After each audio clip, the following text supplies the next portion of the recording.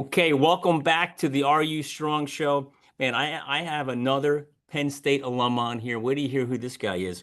Um, Originally from Cincinnati, Ohio, okay, where he played high school football at St. Xavier High, state champion. Went on to play at Penn State. Doesn't get any bigger than that. But I'm just going to read some stuff here for a second, and this is just going to blow your mind on who this guy is. I mean, I don't know if the numbers are still there, but he left as the all-time leader in so many categories as a quarterback. Most wins, 32. Completion percentage above 61%. Completions, 833. 10,661 passing yards. 11,700 plus total yards, 86 touchdown passes. And those are all records at the time, which I think are still there now. I think Um, so. There's only been one other guy, and Drew's climbing the ladder though. I all would. right, all right. But he was a scholar athlete, all Big Ten honors, academic Big Ten, outstanding senior player, drafted in the fifth round by the legendary Green Bay Packers, which is just a quarterback museum over there.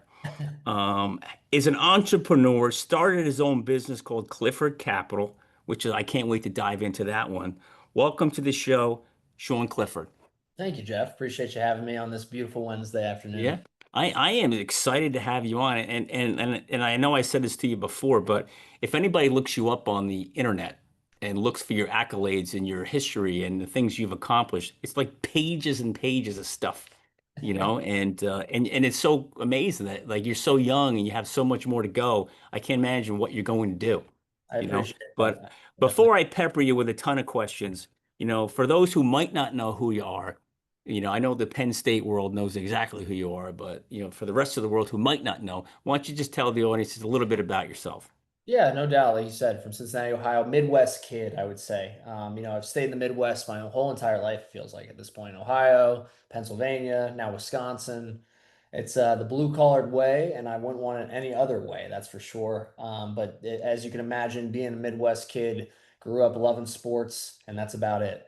So always loved sports, kind of that entrepreneurial track as well. I remember my first entrepreneurial journey was coaching quarterbacks. So, blending as much as possible of making money and also playing sports, through and through, and have really, really just enjoyed my path. Been blessed, with two loving parents, a brother that I love very, very much who plays at Penn State right now. He's going Yeah. into his third year starting, fifth year at Penn State. My parents actually are going on year nine as a Penn Oh State my fan. God. And what position's he playing? He plays wide receiver, All so right. you'll see him catching number two, Liam Clifford. So shout out Good.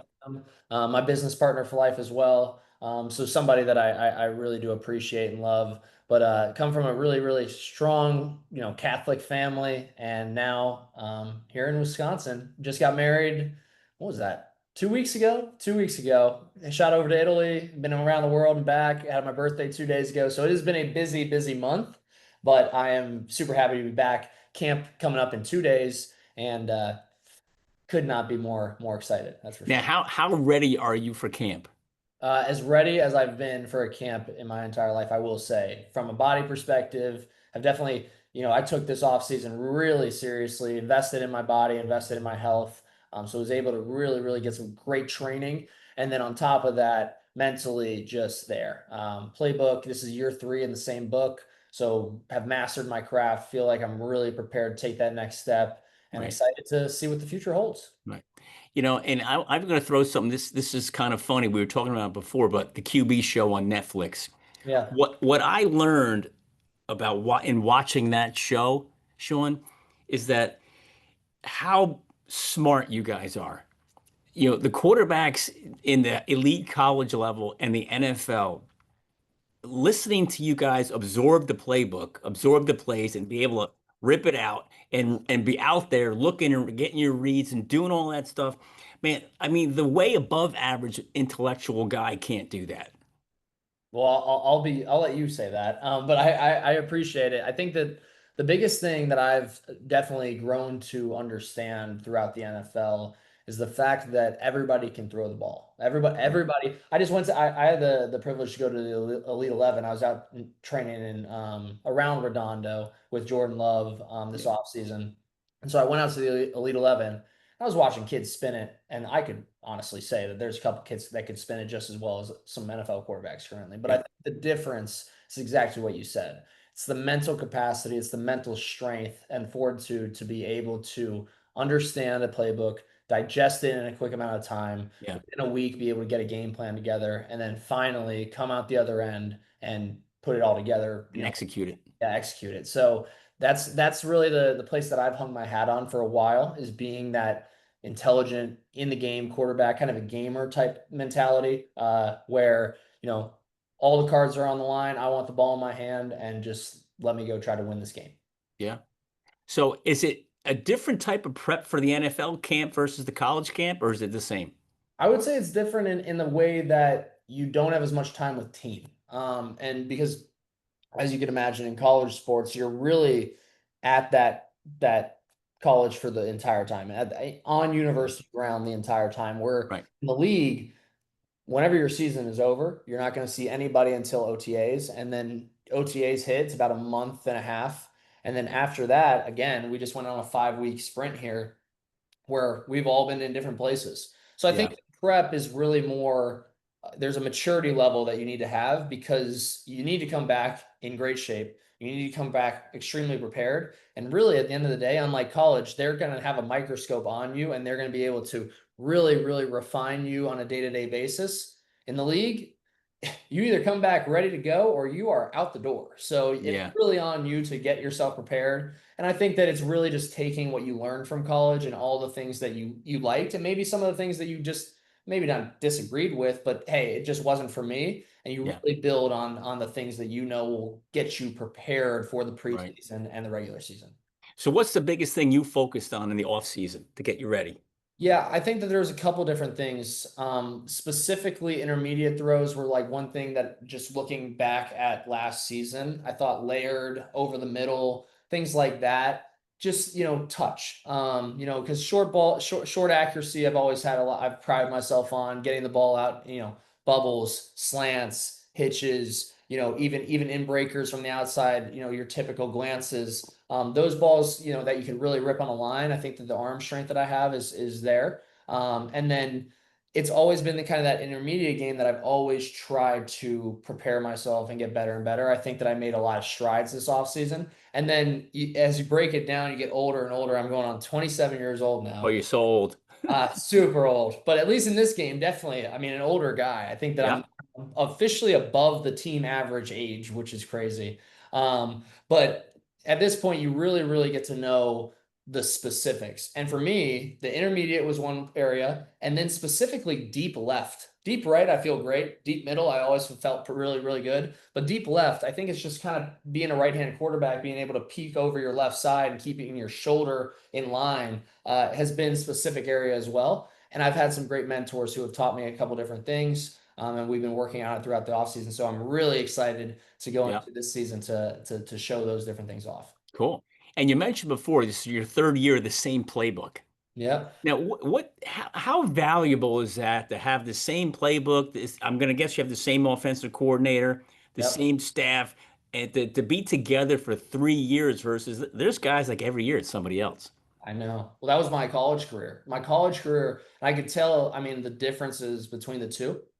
In college, I had 5 OCs across, when I committed to when I left. So I had to learn numerous different playbooks, adjust to different play styles, and honestly build rapport with an OC over and over and over again, which it comes with good and bad, Yeah. I would say. The good is always getting a new face and you're learning a ton. So you kind Right. of get to go back, and especially when I was in my fifth and sixth year at Penn State, I could always reflect back on what I liked and kind of bring that to the table with the new OC. And a lot of the OCs that I talked to were always very, very available and Yeah. honest about my feedback there. But then on the flip side, having continuity with the same person and being able to really drive home specific plays has been now nice over the Yeah. last 2 going on 3 years, with Matt LaFleur kind of running the pass game and Adam Yeah. Stenavich being our OC running the run game. So that's mastery, I would say. Like, being able to Yeah. actually go around and master a playbook has boded well, and I think that will really bode well for all of us involved. Not only Jordan, myself, Malik, as Yeah. we continue to go down the path here. Right. So out of all the OCs you've had, I'm not going to ask you who's the best one, but Oh, who's been the funnest one to be around? oh man. I'd have to give it just from a pure connection wise. I would say Ricky Ronnie, my first one. And I think it was more just because it was new. I was Yeah. my first year starting specifically in 2019. Ricky was he was in the room. He was a tight end coach actually the year before. For some odd reason, we always connected. He kind of recruited me through the process as well. Yeah. So he was just always there for me. And I mean, he was at my wedding, to put it in perspective 2 weeks ago. So he's somebody who it's always had my back. It's always checking in. And Yeah. I just remember back in 2019 when things would get tough or if there was really, really hard conversations to be had, it was easier with Ricky than it might have been with other people. And I attest that to the way he goes about his business. I have a lot of respect for the way he works, but more than anything, he's able to kind of peel back the curtain and be a normal guy because it is Yeah. hard to have normal conversations when you're just working, working, working, working. Yeah. But inviting us over to the house, getting around his kids, his wife. Yeah. Jen Ronnie is a fantastic human being as well. And so the whole family having that kind of atmosphere Yeah. definitely brought me close to Ricky. Now, where's he now? He's currently down at Old Dominion still. Okay. Yeah, he's the head coach there. All right. So my quarterback, I went to the University of Maine, played up there. My quarterback was the first Old Dominion head coach when they started back up, Bobby Wilder. I don't know if you know that name or not. Of course, I know that name. That's Yeah. a legendary coach. Yeah. So he was my quarterback in college, Yeah, yeah. and he's down at Tennessee Tech now, coaching Oh, down cool. there. Yep. Yeah. And him and Heineke, right? Yep. Are tight. Yeah, you that's know, cool. Very which is cool. All right, so let me go backwards in time with you. cool. Let's go to your recruiting process. Coming out of high school, going to Penn State. Man, the world's on fire right now with this whole recruiting, NIL. It's really nuts. Okay. What was it like when you were getting recruited out of high school? Was it as crazy? Was it stressful? Or did you know where you were going right off the bat? How did that go? It was much simpler, simpler times, as they might say. Uh, Right? And it wasn't that long ago. it was a decent bit ago. We're almost going on a decade since That's not that far. Hey, listen, when I talk about my I recruiting, know. that was a long time ago. Yeah, so I mean 9 years ago, going on 10. And mine was a simpler time for sure. I always and I say this to a lot of people, I never really had dreams and aspirations of making it to the NFL because the NFL you see is honestly a completely different ball of wax. I mean, it's professional. There's a lot of luck that comes into kind of just falling in the right place in the right draft and all the different process. So there's a lot of different things that would make it, a little bit tougher to accomplish. So the one thing that I always wanted and also knew just in the back of my mind as I continued to press on throughout my high school career was I wanted to play big time college football. And I was able to do that. I mean, being able to go to Penn State, get recruited by James Franklin, really, Franklin not only recruited me, but he crushed it with my mother and he sold her through and through on the Penn State family, which is true to this day. I Yeah, think in the chaos of NIL, I think that James does a really, really good job of being able to cultivate a really good family environment. So that was really what I committed to. I committed to that family. My recruitment was quick. I was actually the first commit in our class, sophomore year going into junior year of high school, and I pride myself because, and I'll give my dad a lot of credit on this one. I kind of wanted to do the whole tour and really, wear all the helmets and go to all the yeah, games.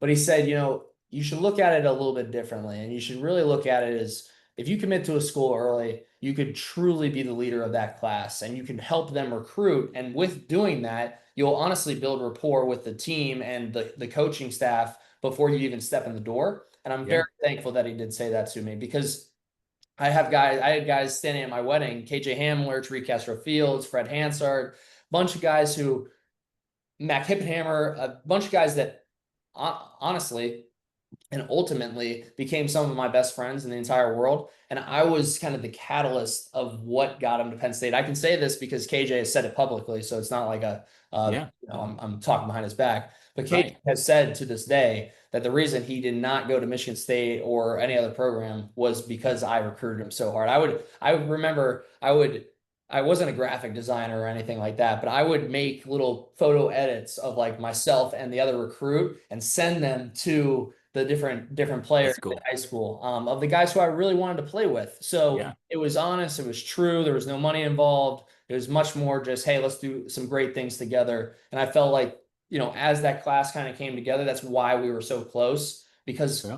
once I recruited one, then we kind of got in the same bandwagon, then we both Yeah. attack it, and then it continued to grow and grow and grow and became the class of 2017 that I really appreciate and love. I mean, you started right off with leadership day one. 100%. And that's You the know? key to being a quarterback. Yeah. Now, was your dad a coach too, or no? No, my dad wasn't a lineman. So I think that he was more of having my back, Yeah. protector. Did he play in college too? He did. So he actually had a couple D1. This was way back when obviously the scholarships you were getting offered late in your high school Yeah. career. And so he had a couple scholarships to go. I think it was, I don't want to be mistaken, but I think it was like Central Michigan, a couple of he's from Chicago. So a Yeah. couple different universities up there. And he was in his junior summer going into senior year, and he went up for a dunk in a back alleyway, and he broke his ankle. True break. Oh. It was like foot facing the other way. And so he was unable to go and play. They ripped the scholarship from him. And so he ended Oh. up going and playing D3 at Dubuque, Iowa. And he played both pitcher in baseball and also O-line. And I think that was one of the things that Liam and I always talk about when we talk about why our why and the reason we Yeah. love playing the game is because our dad always wanted to play, at the highest level, and we love being able to see his face when he sees us run out of the tunnel and get wins and be able to accomplish our dreams because it was kind of cut short for him due to injury. So it's one of the the reasons that I play the game that I love today is to kind of give that back to my family. That is so cool. So you never you and your brother have never been on the same team. The gap of age is just too far, right? We had 2 years together. It was the best 2 years at Oh, Penn you State. did. Okay. Yes, yes, So absolutely. you were throwing to him. I did. I have a couple completions to him in games. Yes. Oh, that's got to be so. Yeah, I mean, that's when your dad's really freaking out. Oh, so I think so. It was in the Rose Bowl, my last game at Penn State, and I don't know if I'll ever. I feel bad, but it was a great ending, so it is what it is. But we were running mirrored concepts. Both Mitchell Tinsley and my brother were both running glances, and we were on the probably the 15-yard line. And to be honest with you, it was a pretty even look across the board. So I could have gone to both. And I didn't even notice at first that Liam was in the game. And if you check that copy back, there's a point where I like look and I was kind of checking the defense and I look out, I see my brother kind of go, and I'm like, oh my God. It like because I knew that there was a touchdown to be had, but Right? but I will say, and I swear to Liam, because he still to this day is pissed that I didn't throw him the ball, the linebacker was a little bit farther back, so it would have been a tighter throw, and I do not know if we would have scored a true touchdown on that Right. one if I would have forced it. So I ended up throwing it to Mitch Tinsley, and we scored on a little glance pattern.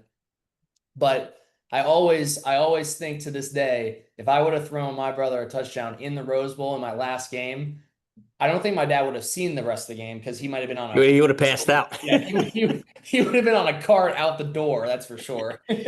Oh my God, that has to be so great.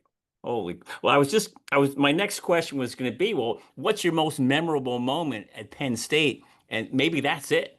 Yeah, the Rose Bowl was super memorable, and I think if I had to pin it down all the way to a moment, because my career was there's a lot of highs, tons of highs. Honestly, that outlast the lows, but there was also lows in that time period as well. I mean, 2020 was a really really tough year for everybody Everybody. in the Yeah. country, but specifically Penn State football, we did not have a great year, and I got some tough love throughout that time, but more than anything, I just remember in the last there's the last play, ran the play, and then we were up enough where I got to kind of have a walk off, and was able to walk off. They called a timeout. I don't even know. I think they even just went to TV. I don't even think they made us call a timeout because the refs even were on the same page.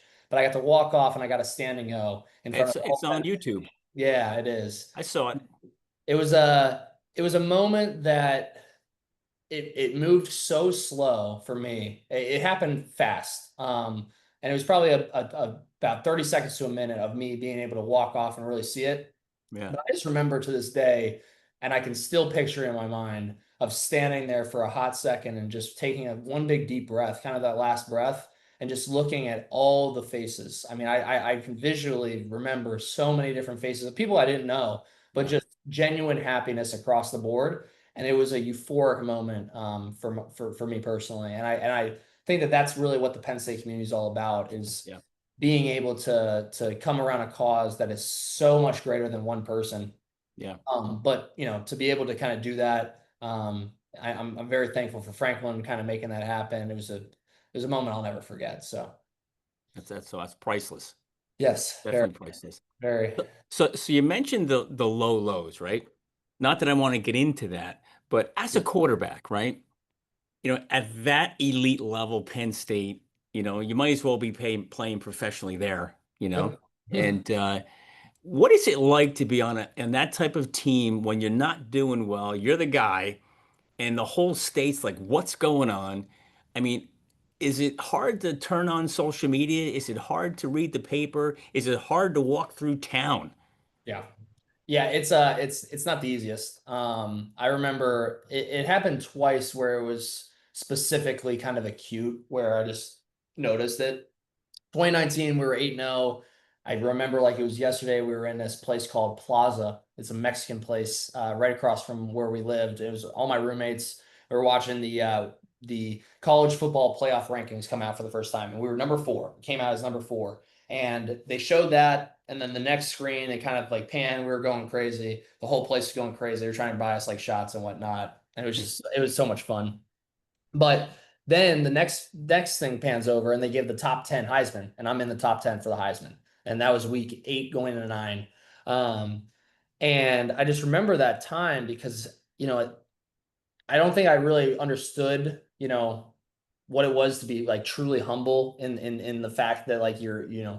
thankful for the moment. I think I was just young, and I just Yeah. thought that oh, I can accomplish anything, like no matter what, like nothing can stop me. Which is good and bad. I mean, it helped me on the field. I had a lot of, bravado and aura or Yeah. whatever you want to call it, which definitely I carry. But in that time, I think I was also just a little bit hard headed. And then Right. 2 weeks later, we ended up playing Minnesota at Minnesota. We were number 4 still, and they were 17. One of the big, I think they still call it like the greatest game in Minnesota history. Still think that we should have won. There was kind of a bullshit call on the refs' perspective, in my opinion, Right. But Yep. we lost, and it was a week after that. My mom called me, and she was in tears, and because there's a letter sent to my house, and it was a death threat. And I Oh think my that God. was really where it like struck me that it's not just me that gets affected by what I do on the field, it's my whole family. Yeah. That was like the first time where I was like, man, this is way bigger than I ever thought it was. And I wasn't really scared for myself because I could take, there's Yeah. precautions, and I'm not gonna freak out over something stupid like just something small. But I was scared for my family because they Yeah. sent it to my house in Ohio. They like it was written in there like, we know where you live type mentality. And I Yeah. think that was really, and it blew up on ESPN because then it got out, and then people, Yeah. we had to call the police, and it was a whole thing. But A uh, nightmare. that was one. And then I would say back in 2020 was also the toughest part because I we went in that year, we were very highly ranked, and it was just it was nuts across the board. I mean, you know how COVID went for everybody, but I think it was just all the pressure of everyone being in their house, and the only thing that people are watching is football during that Yeah. fall season. Yep. So you have the double pressure. There's no one in the stadium. To be honest with you, so Jahan Dotson was the only returning wide receiver that I had starting, and Parker Washington and Keandre Lambert Smith were new freshmen. And the first time that I actually got to throw to them, like at all, because of COVID, was about 10 days before the first game. So I had no rapport with anybody. Nothing. So we went into the first game. We lost the first game. We lost the second game. We lost the third game. Then we go into Nebraska, and I get benched to Will Levis, who now is at the Titans, has had a very successful career himself. One of my best buddies for sure. But, you know, I just remember coming off that field, and I was living on my own at the time because COVID, you kind of had to lock yourself Yeah. in. So I had my own spot. I just remember driving. I mean, we lost that game too. So we were 0-4, probably the worst year Penn State's seen in a long, long time. I don't even know if you truly count it because we were playing and then we weren't playing and we were playing and then we weren't playing and then we were playing. Yeah. So it was ups, downs. Big Ten, I think they've even said like massively apologized for kind of the craziness of that season. But I was just remembering, going back to my apartment. I went outside. There's no one home. I haven't talked to anybody. I can't pick up my phone because people now have my number. So people are calling me like with extremely, extremely harsh voicemails and text messages. So I can't even pick up my phone. I definitely can't go to social media because that's not going to help at all. So I was officially on my own because I didn't feel like I could pick up the phone, call anybody in my family. I had to leave it in the house. I just remember kind of like going out, laying in the grass and like looking up and just being like, I've never really had mental health issues, I would say. I've been always pretty strong, even through that. I don't think I always kind of realized like the greater picture of all of it. But I definitely did have that time where I was like, God, what is going on here? Like, Yeah. we just won the Cotton Bowl. I just seen my name in the Heisman last year. I almost came considering going to the NFL after my first year. What is like, there's no way. I work too hard. Our team works too hard. Why is this happening? And there's just a lot of whys and a lot of questions. And I think that looking back on that moment, that's really where I became the man I am today, because that was Mm. where fighting through that adversity, gutting through it the next day, then going to the facility because Levis was going to start that next week. I had to go in, and Franklin was like, "Hey, you obviously know why. Like, we have to, we got to make a move here." And so I asked him, "Hey, can I address the team and kind of hand the keys for the week to Will?" And so I did that in front of the whole team just because I wanted to make sure that they knew that I wasn't going anywhere. I was with them through it all. And so that like 48 hours was some of the hardest times, but it also just, I just remember the growth because after that, I had a couple turnover issues. Will had a couple turnovers in the next game. I got to play moving forward, and then we went 4-0. So like kind of switched the season. And it wasn't a great season. We went 4-5 in the season. Didn't really want to go to a bowl game. Didn't go to a bowl game. It was just, hey, let's just get out of this year. But I do remember having a lot of pride in the fact that our team went through that shared suffrage and we were able to bounce back. So that would be probably the toughest moments, but being able to stand here today now as going into my third year in the National Football League, accomplish a lot of my dreams with a lot of great people. I'm very thankful for those times. That's for sure. Yeah. Oh, you think about it. You go from a player who was told to, okay, go sit over there for a little while, to the all-time leading stat guy in the entire school history. Like, how many guys bounce back like that? I think it's called the transfer portal now. Yeah, but think about that. The transfer portal, how these guys are transferring two, three, four times. Right. Yeah. I mean, you didn't do it. You could have, Yeah, which just very tells much. you who you are from your character perspective. No, I appreciate that, Jeff. And I think that I think that's sometimes what I worry about with what's going on nowadays in college football is, I know I'm gonna sound like a broken record, and I think a lot of older guys say it, but I know personally how much I've changed. And now, as a married man, family man, moving forward in my life, there's going to be tough times. There'll be tough times coming up on Friday and moving forward this year. I have no idea what this year is going to kind of encounter. But from here on out, ever since that moment, I think that everyone needs to go through that moment, that rock bottom, that like just toughest time in their life, Mm, because it's so valuable. I feel like people nowadays, they try to avoid those moments. And I cannot say enough how wrong I think that is. I think right. it is sometimes in your best interest to hear what you don't want to hear, but what you need to hear, and it'll only make you better because we just have such a finite time in this life. And in order to accomplish great things, you have to go through hard. Yeah. And I was able to do that and come out the other end. And I worry for sometimes the kids that are transferring and transferring and transferring, trying to find that next step, where sometimes that next step is just pushing through exactly where you are at in the current moment. I mean, I love what you said. You have to go through hard to be great. Mhm.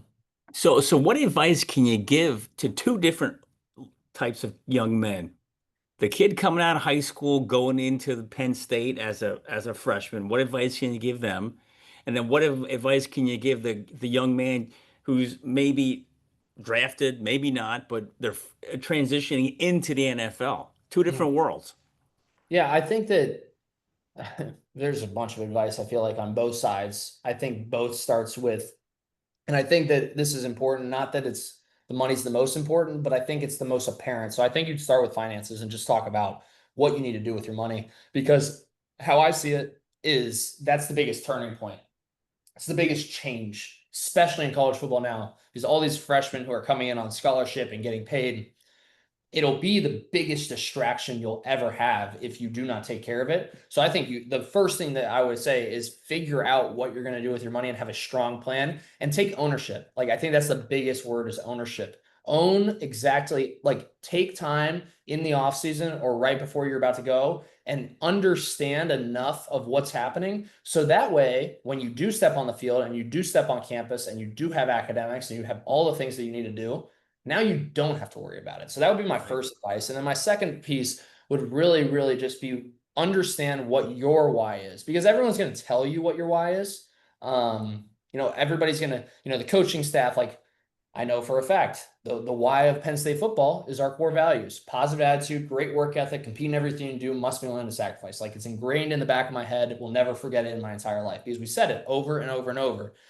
And I think that all those are great intangibles. And I honestly have taken those into my companies and I talk about those all the time.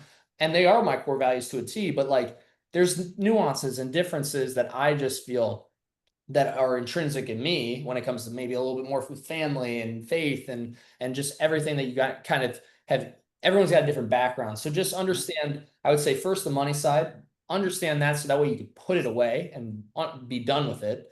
And then from on the flip side, understand why you are doing what you're doing. And if you get those two really straight and narrow, I'm telling you, football's not as hard as people think it is. It is a ball, and you're trying to get that ball into the end zone. And there's a bunch of different ways to do that, and you'll learn that as you go. But that's got to be the main thing. So if you take care of the two others, which is really, that family and that cash, Yeah. you're ready to focus. Well, that's a great point, and I'm not going to ask you to say what should they do with their money, but when you say they need to understand what's happening, what do you think's the first thing they should look at when it comes to all of a sudden get all this money? Like, what's the Right. first thing should they look at from your perspective? I don't want to call it an audit because I don't even think everybody watching would even know what an audit is. But just I would understand where you're coming from. So if you're like me, who I've always been interested in finances, I had a good background, and I didn't come into NIL, so I didn't. I was coming in with a stipend of like about You're going to 25. get it now. Oh, I have it now. I understand Yeah, my. but I mean, the isn't the NIL isn't there, aren't they going to pay back for the last 10 years worth of athletes? That's what we're hearing. We are going to see. I hope that check, is nice and large. But at this point, that's not going to change my day to day. At least my Right. thought process on what I'm doing. Uh, Okay. but I would definitely, for me, it when understanding money, it's more about just being very self-aware. That's a word I use a lot is Mm, self-awareness. Just because everyone comes from different platforms and it's okay. Like if you have never thought or never had any money in your entire life, then you have quite literally never had it or never thought about it. So you just, and that's fine because everyone great point. comes from a different background. So just understand that. So that doesn't mean that now you don't have to go from no money at all to now having a diverse portfolio of private equity, venture, real estate. I'm also in stocks, bonds, equities, like all these different things. No, like don't make the biggest bell curve of all time, make it exponentially harder. Maybe it's just going from having no money to understanding your savings account and putting it into something you trust or with somebody you trust a lot and is vetted Mm. by people that have been there before. Ask a former player what that is having success, how they're dealing with their money, and then just save it that way. But if you Yeah. did come from money like me and you're very interested in it, maybe it is diving into a little bit more of diversity, understanding and owning what you're actually putting yourself into, because with all this cash and with investments comes a lot of risk, and you're going to have to swallow some losses in the future. Mm. But when your portfolio takes a dip, you actually understand, oh, it's taking a dip because this crisis here, or this market, took a tank because somebody some issue over in a foreign country is now happening, and now we have to, that's the reason. So, but I would definitely say be self-aware about where you're at, understand where you're at, and then just be able to kind of blend and mix from there. But ownership and self-awareness key to all of it. You should be teaching a class at Penn State. I did teach a class at Penn Oh, State. you did? Yeah, I All right, I skipped didn't know a that. class at Penn State with my brother. It was a marketing class in Smeal College. Oh, that's cool. Yeah, it was through Now our you gotta company. go. You gotta go back there and do it again.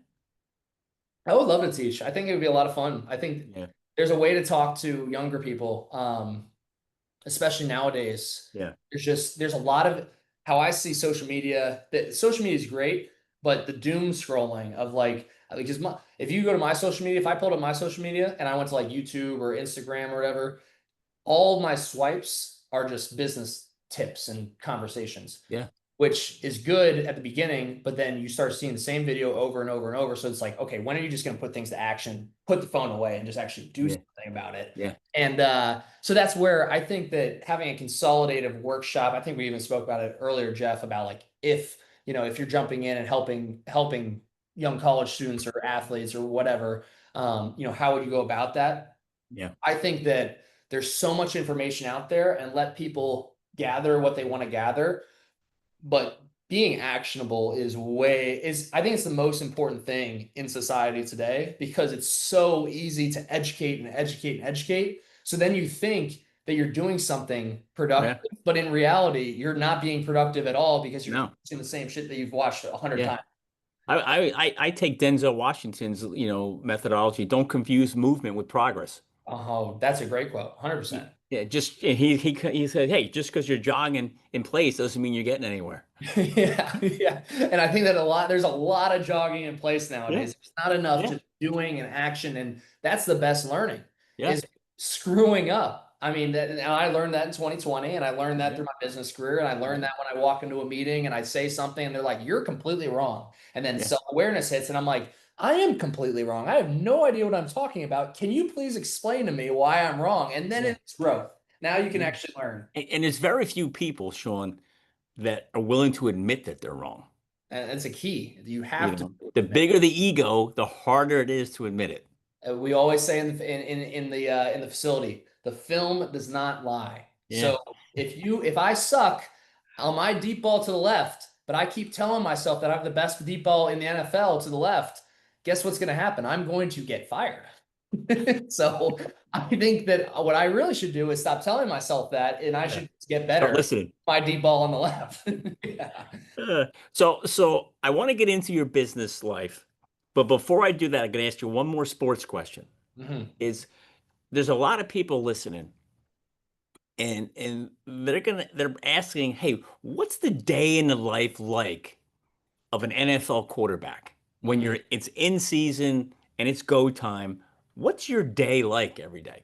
Yeah, it's a very, very healthy but extremely difficult blend of a bunch of different things. I think the sports is a catalyst for not only what you do on the field, but it's what you do off the field. So I think that it's a blend, obviously, in the mornings of prep.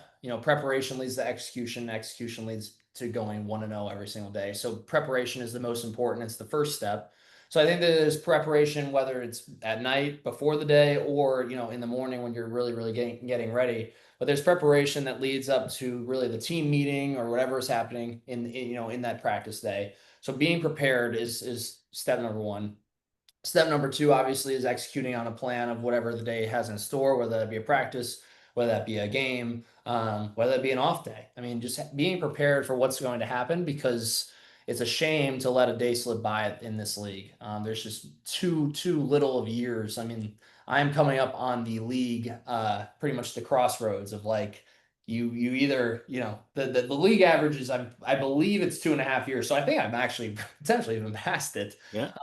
So you're always trying to look for how to prepare and how to make sure that you're bettering yourself.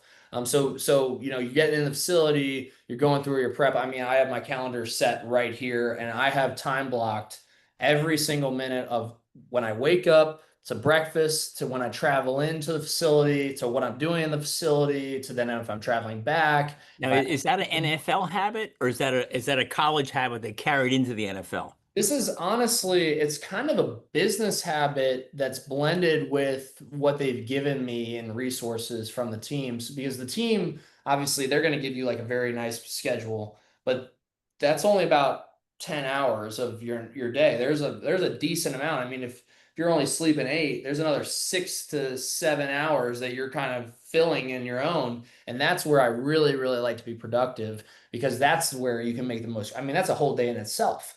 So being able to really be productive in those time and those hours, whether that be, with your media, if you're trying to push media, if you're trying to do PR, if you're trying to do business, if you're trying to, run a, develop something, family time, all of that needs to be kind of allotted. So that way you're really, really being insightful and honestly intentional about what you're doing on a day to day because it's not just you. You can't just be selfish in the fact that, oh, I'm the only one that matters. You need to be aware of everybody else that kind of is in your village of people.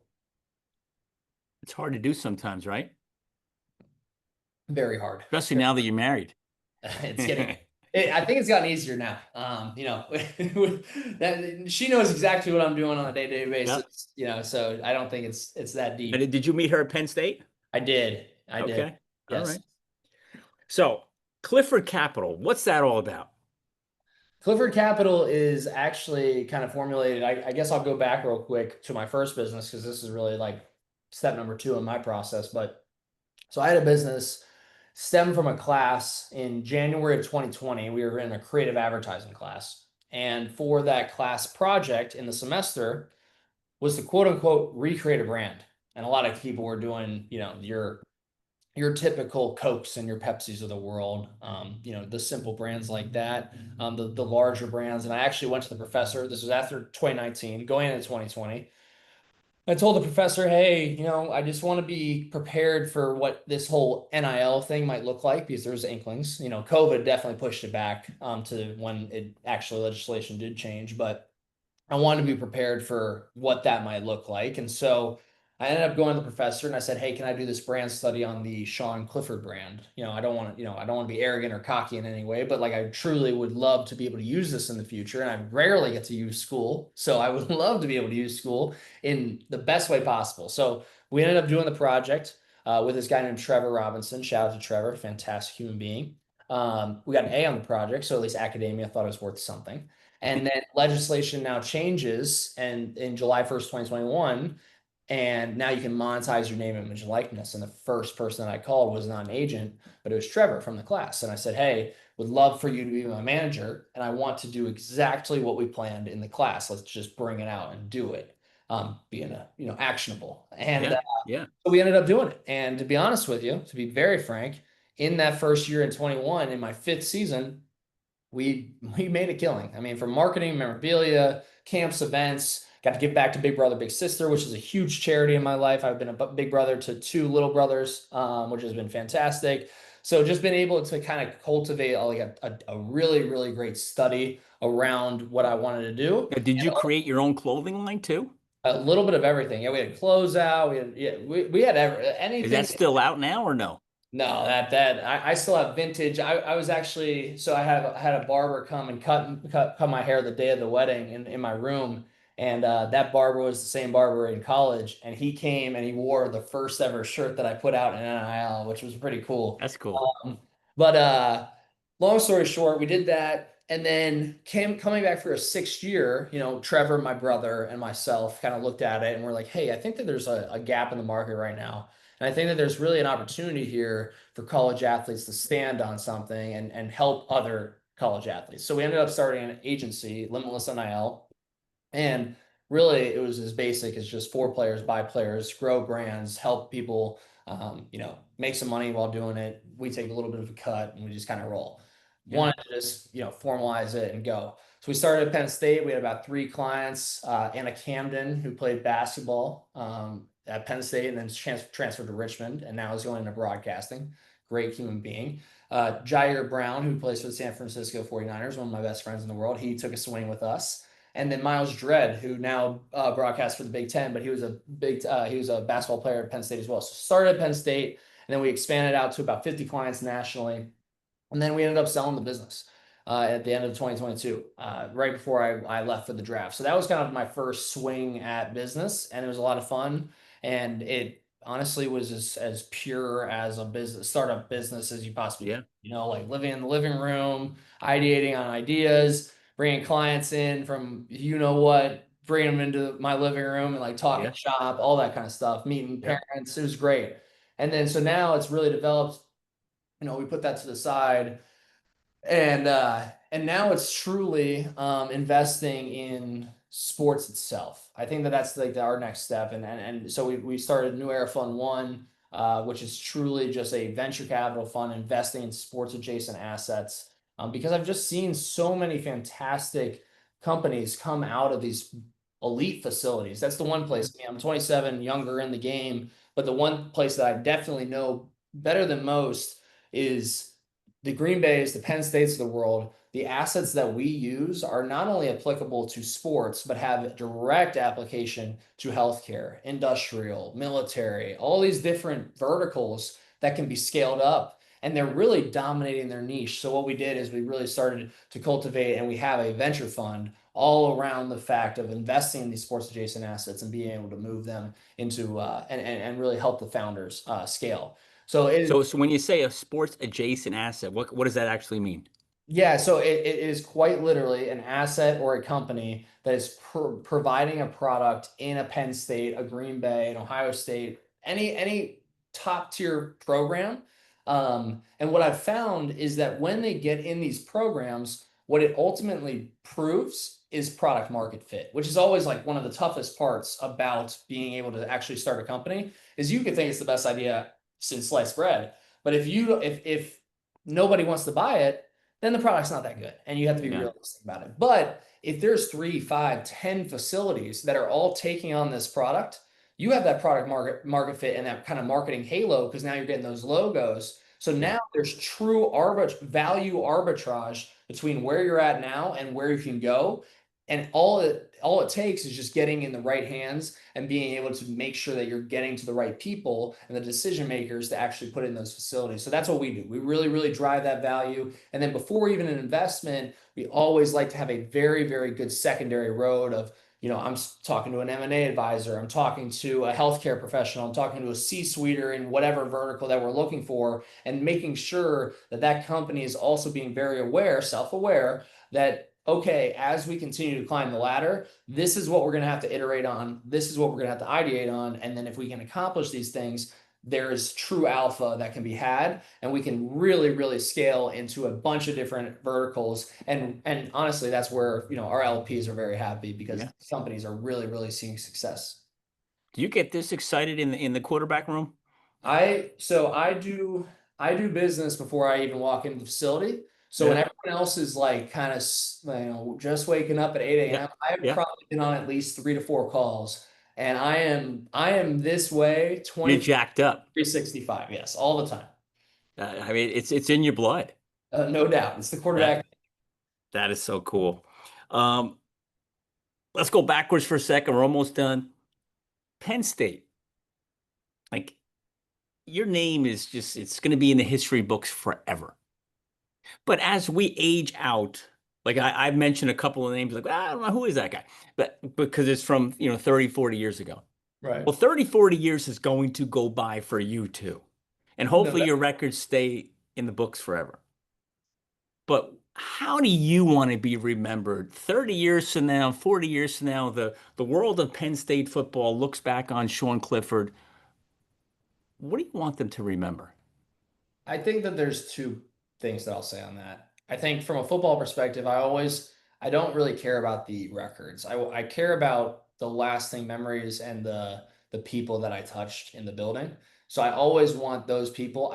Yes, there's going to be people that I rubbed the wrong way. And I'm fine with that. To be honest with you, I'm completely fine with that because I can truly say that it was the competitive nature that I wanted the best for everybody. So I want to make sure, and I will always want to leave a legacy of competition, work ethic, and a consistent drive towards success. Because that's just ingrained in me. So that would be one, and that would be at least on the football side what I want to leave.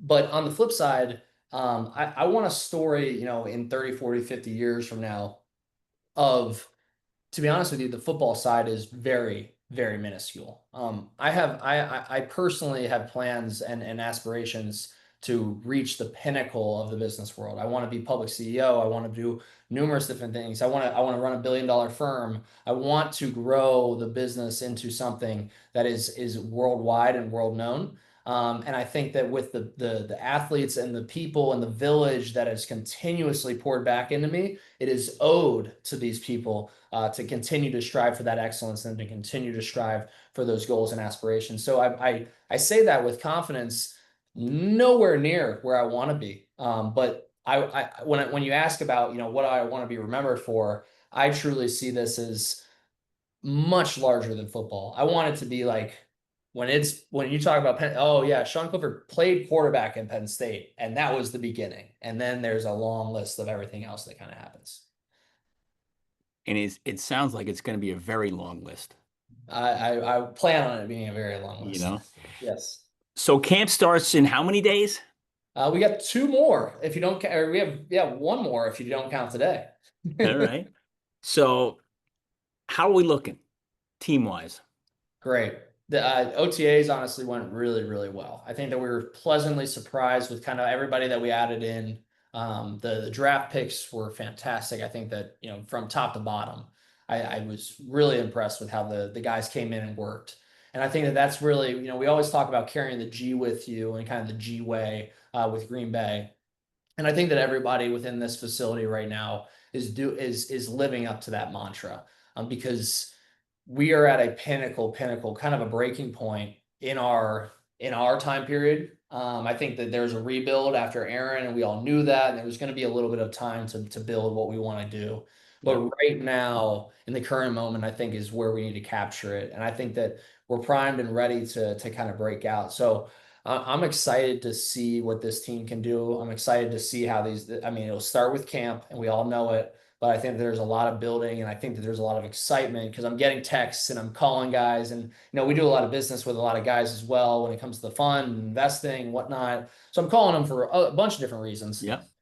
But when it kind of comes to the back end, like it is on this call, it's always wraps up with football, and I can just tell, it's the first year where everyone's like, I want to be back. I'm ready and Yeah. prepared to be back. And I think that everyone's very hungry for what we can do in the 2025 season.